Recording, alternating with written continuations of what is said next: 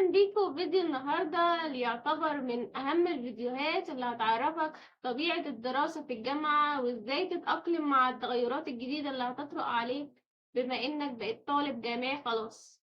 في الفيديو النهاردة هنتكلم عن أول ترم أو أول سنة في كلية تكنولوجيا العلوم الصحية التطبيقية التابعة للجامعات التكنولوجية الجديدة، وإيه المواد اللي بندرسها فيها وطبيعة الدراسة جواها والحياة الجامعية. أول يوم ده يعتبر من أهم الأيام بالنسبة لنا كلنا، إن هو اليوم هنبقى طالب جامعي خلاص والدنيا تبقى ماشية ازاي وكده.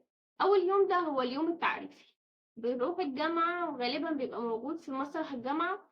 بنروح الجامعة بيطلع كل رئيس قسم أو العميد بتاع الجامعة بيفهمك إن الكلية ماشية ازاي والسلوكيات والانضباط والأخلاقيات الموجودة في الحرم الجامعي وإيه اللي ينفع نعمله وإيه اللي مينفعش نعمله.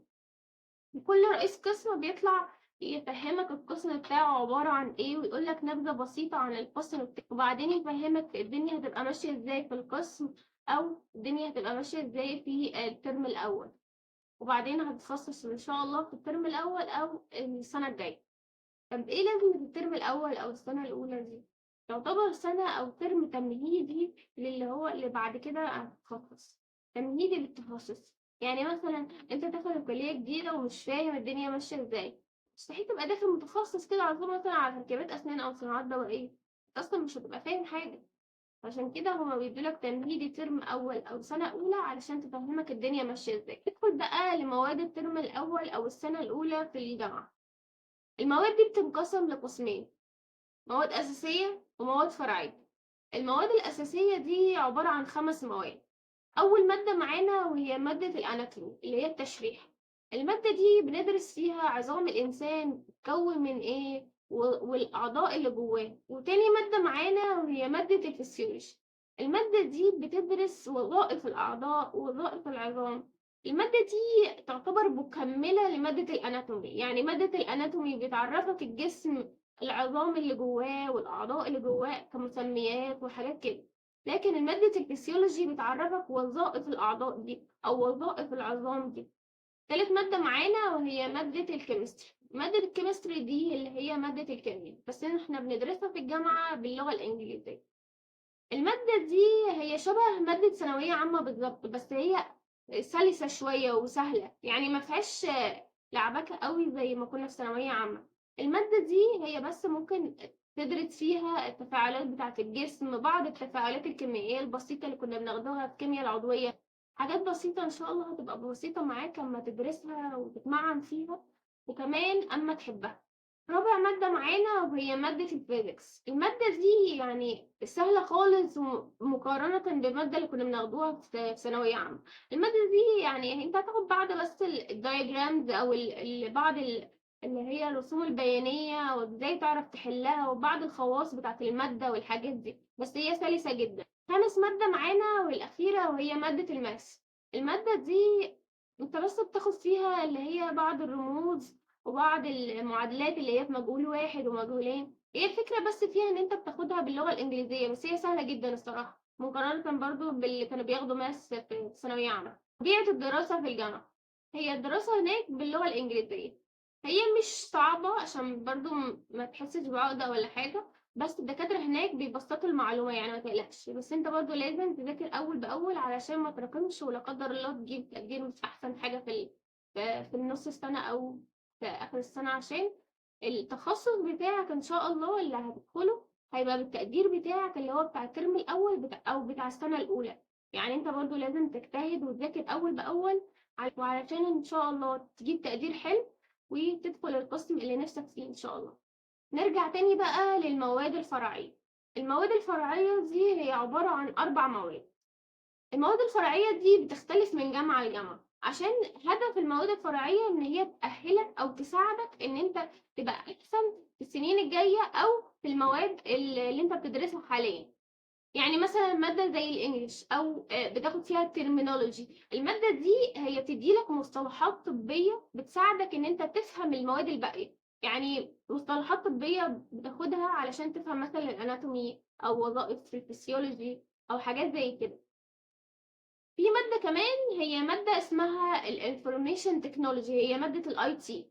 هي دي ليها علاقة بالمواد الحاسوب والحاجات دي، علشان تساعدك برضه إن أنت تفهم علوم الحاسوب والخوارزميات، عشان إن شاء الله لو حبيت المادة دي تدخل IT Health اللي هي القسم اللي ليه علاقة بالحاسوب، بس ليه علاقة بالصحة. وعندنا كمان مادة اسمها مادة الhealth care. المادة دي اللي هي ليها علاقة بالhumanity برضه والإنسانية والحاجات دي، وإزاي تتعامل مع المريض، وإزاي تتأقلم مع حياة patient وحاجات زي كده. وآخر مادة معانا وهي مادة القانون العمل المصري. المادة دي بتعرفك حقوقك وواجباتك تجاه المجتمع اللي انت عايش فيه.